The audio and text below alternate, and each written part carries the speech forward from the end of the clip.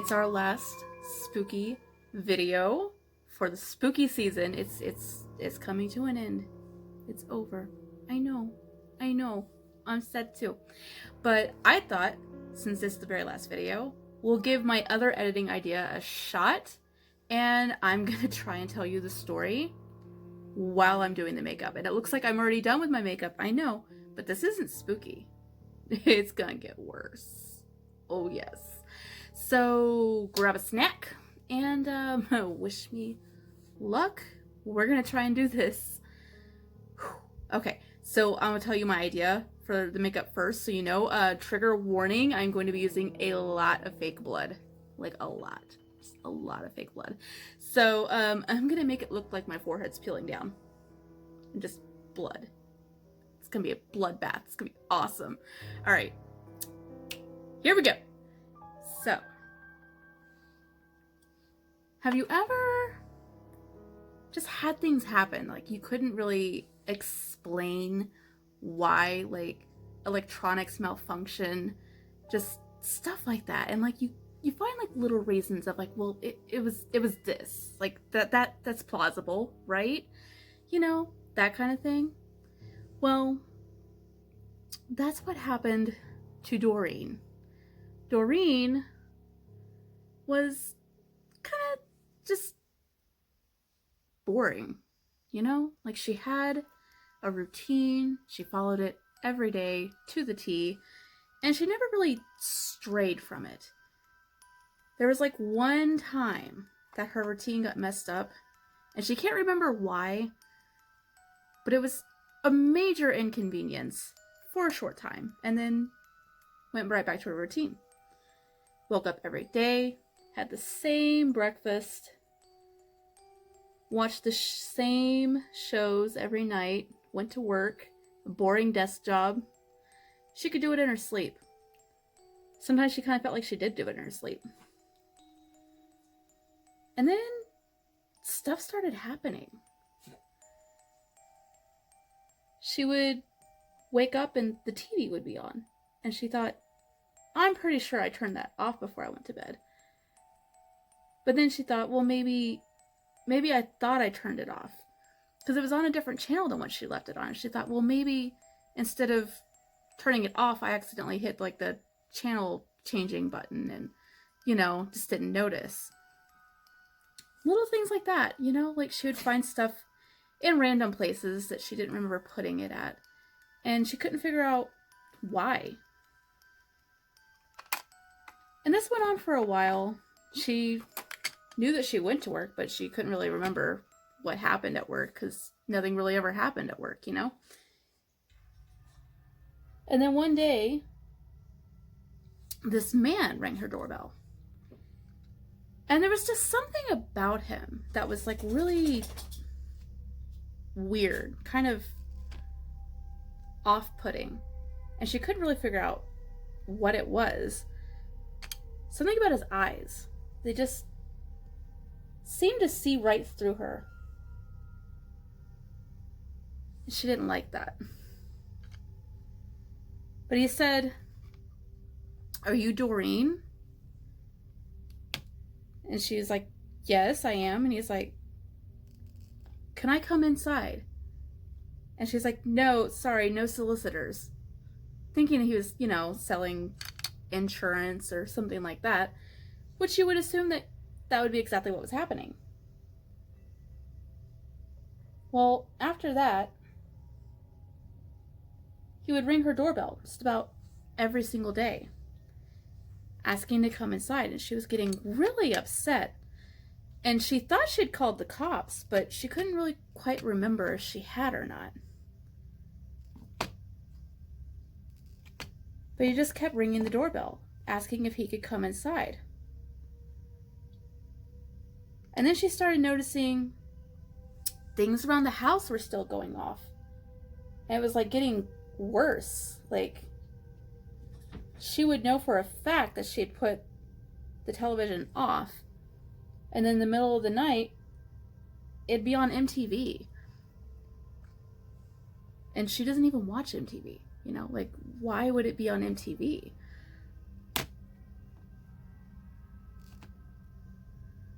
she would be making breakfast. Hadn't even turned the TV on yet. And the TV would come on. She'd close all the curtains, and when she'd wake up, all the curtains were open. Just stuff like that. And she knew something strange was going on, but she couldn't figure out a plausible excuse for what some of this stuff was going on. The TV, she chalked it up to, it was an old TV. She obviously needed a new one. For some reason, she just hadn't gotten to the store to buy one. She meant to, but she couldn't remember if she'd went to the store to do it. You know, like she thought she had, but she had the same TV, so it must be the same TV. She must not have done it. She must have just got her groceries and went home. Which made sense, because that's part of her routine, and she doesn't usually stray from her routine much, you know?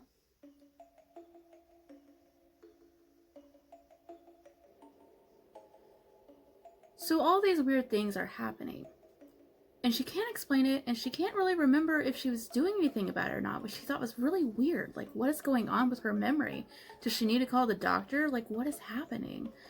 And still, every single day, the weird man keeps showing up, knocking on her door, asking her to let him in. Finally, she goes, "What is it that you're selling? Okay, like, I don't want it. Go away." And he's like, "I'm not selling anything, ma'am." And she's like, "You're not selling anything." He's like, "No, let me ask you something. Are there weird things happening in your house? Things that you can't explain? Things that you would feel a little silly telling someone else?" And she just stared at him for a while, like, how would he possibly know that was happening? And he said, "Ma'am, I am what you call a paranormal psychologist." Well, she scoffed. I mean, of all the silly things. Like, who would possibly believe something like that? And he's like, "Scoff if you like, ma'am, but I believe that you have something going on here. And I believe I could help you. But you have to let me in." Well, she was a little reluctant. I mean, wouldn't you be? But eventually she decided to go with it. You know, what could it hurt? Weird things have been happening. She can't explain why. She lets him in. And he kind of, you know, looks around. He brings out some crystals, swings them around a little bit, and she's kind of scoffing. Like, there's no way this is going to do anything. But she kind of feels something. And he's just walking around, swinging these crystals, whatever, doing what he do. And he stops at the stairs, because her house was 2 levels, and her bedroom was upstairs. And he's like, "I'm getting a strange energy around these stairs. Did something happen by these stairs, Doreen? Do you know of anything?" Well, she thought this was absolute hooey. And told him as much.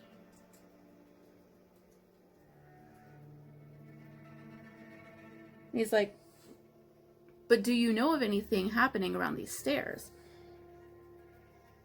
And she said, No one's, you know, died here as far as I know." And he's like, "Oh, really? No one's died here?" And she said, "No." And he's like, "You're sure of that?" And she said, "Yes, I'm sure of that. I know my real estate agent personally. They would have told me." And he's like, "Well, if you're sure, you're absolutely positive no one's died here." And she said, "Yes, absolutely positive. No one has died here."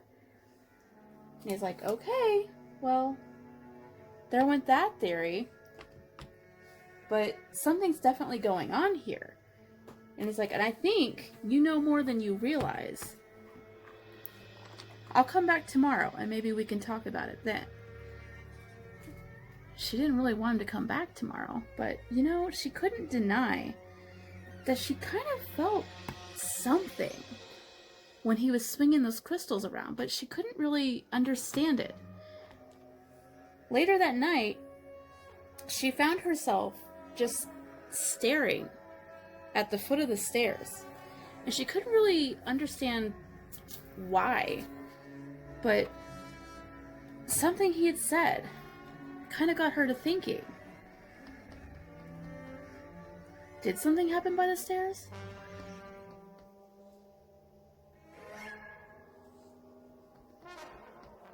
She couldn't shake this feeling that maybe he was onto something, you know?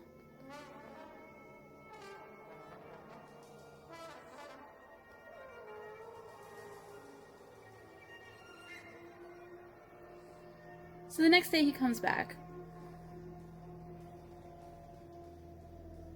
And she let him in, but she was still feeling pretty skeptical about all of this.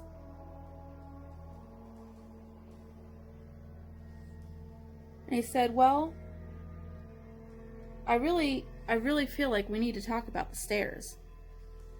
And she said, listen, I don't know why you seem to think something happened at the stairs, but I really don't feel like anything has happened at my house. Like, I feel like I would know. And he said, well, you'd be surprised how many people don't know these sort of things.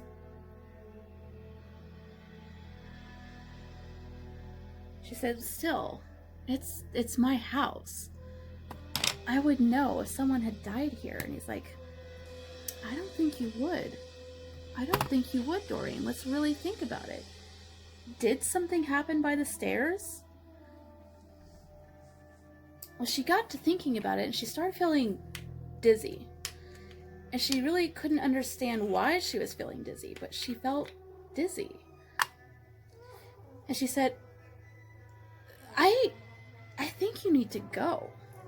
And he said, why do you think I need to go? And she said, I don't know. I don't like this game you're playing here. Like, you make me uncomfortable. You need to leave. And he said, I'll be back tomorrow, Doreen. I really think you're almost ready to talk about this.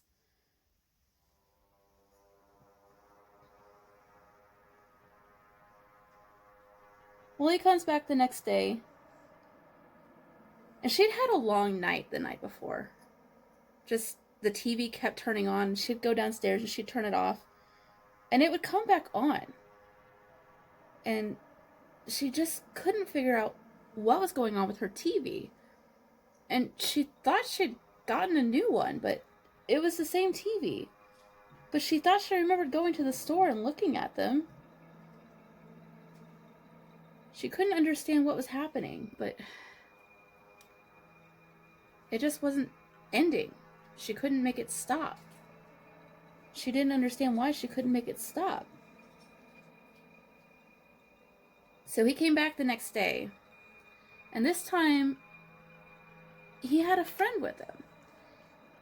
And she said, who's this? And he said, this is the person that taught me everything that I know about paranormal psychology. Whenever there's a particularly stubborn case, I'll sometimes have her come with me. And Doreen said, you think there's a stubborn case here? And he said, oh yes, I think we have a very stubborn case here. The lady looked Doreen up and down, and she said, you're the only one who lives here. And the woman said, yes. And she said, and you've had strange things happening. And she said, yeah, sometimes the TV will come on by itself, and I don't really know why. I think maybe, the TV is just going out.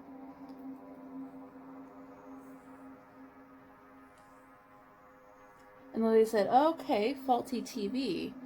Anything else? And she said, no, it's just the TV. The two exchanged looks at each other. And they said, really? Nothing else strange has been happening? Nothing's been moved around on you? Nothing? And Doreen said, well, sometimes the curtains will be open when I distinctly remember having them closed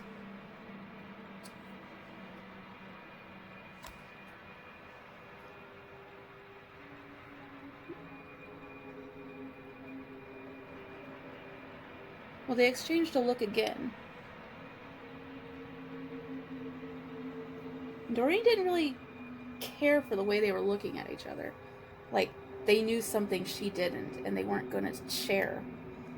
She said, "Look, I don't know what's going on here, or why you seem to think that someone's died in my house." And the woman cut her off right there and said, "What happened on the stairs, Doreen?" Well, Doreen couldn't speak after that. She felt so dizzy. And she said, Nothing's happening on the stairs. I don't know why you keep bringing up the stairs." And they said, "Well, I think something happened there. Something you're not willing to talk about, but none of this is going to go away until you talk about it. The sooner you talk about it, the sooner this will all end." And she said, "What will all end?" And they said, "The feeling of dizziness that you're feeling right now." And she said, "How could you possibly know what I'm feeling?" And they said, "Because you're not our first case, Doreen. What happened on the stairs? Just close your eyes, think about it, give into the feeling. What happened on the stairs? What are you not remembering? What aren't you telling us?"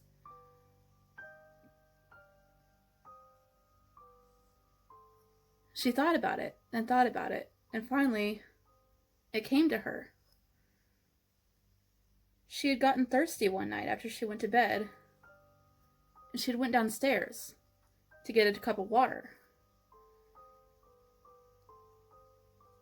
Something had happened. Her house shoes slipped off, or something. And suddenly, she was dizzy, losing control, and she fell. And then suddenly, it was like nothing had happened. Everything was dark for a while. And then she woke up in her bed, ready to go to work.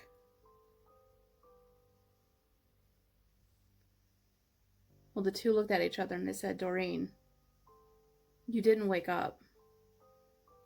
You died. You broke your neck and you died." And she said, "No, I'm not dead." And they said, "Yes, you died. And now a lovely family has moved into your home. And you keep turning the TV on early in the morning.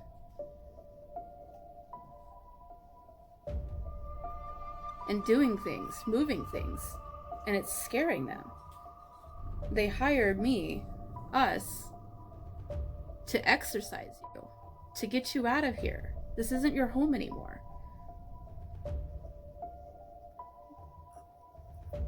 Doreen protested. "No, I'm not dead. I'm not dead. I would know if I had died." They said, "No, I don't think you would, or we wouldn't be here. You died. Can you just be with us in this moment and say, 'I am dead'?" She refused. They just kept saying it. "Come on, say it with us, Doreen. I am dead." They just kept on, and then finally, she said, "I am dead?"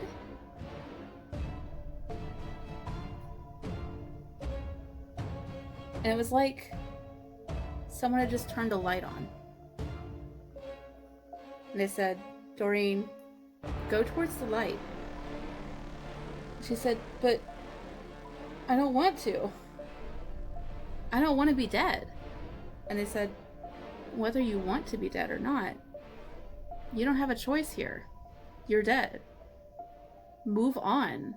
Let these people have your home." She continued to refuse. And then all the lights went out.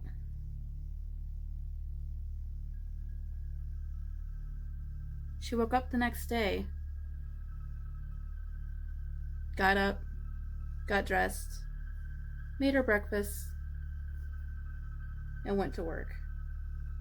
And that's it for spooky season, guys. How do we feel about this look? More blood? What do you think? So, watch your step, turn out the lights, and be careful. You never know what's hiding in the dark.